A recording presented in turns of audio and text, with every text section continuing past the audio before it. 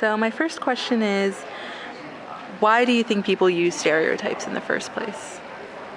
Well, I think that, it's a natural human thing. That, as much as we would like to see every person as an individual, I think about how that would, so you have to have some previous information to deal with people for the first time. And fortunately or unfortunately, the primary vehicle is stereotypes. I think, you learn those very early too. Right. But, it's a very practical, so that you don't have to think, every time you see somebody different. You can easily put them into a category. I took an anthropology class, this is an aside, with Professor Bashko. It was called How Others See Us, and it was really interesting. I related a lot to this class. And he basically summed it up really well. He said stereotypes is basically how we organize things in our mind and how we just instantly... It's sort of like just classification. Right. But it's classification. It's like personal classification. But each person, I think one of the fascinating things about the exercise that we did yesterday was that there's not a stereotype for a group. You see, there's quite a few different stereotypes depending on where you come from. Right. So, and there's some similarities, but you know what I'm saying. Okay. And do you see this a lot at UVA? Oh, well, I think you could say you see it a lot every place.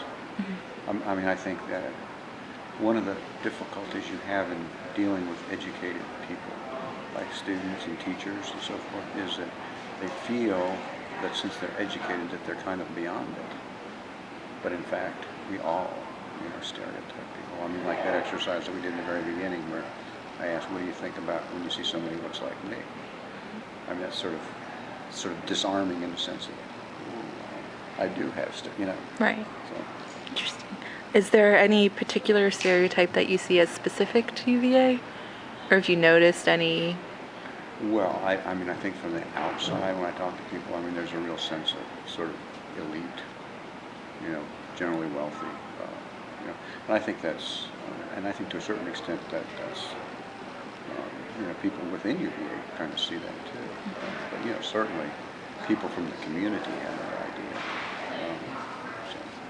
So how do you think these stereotypes affect the UVA community or our relation with Charlottesville in general?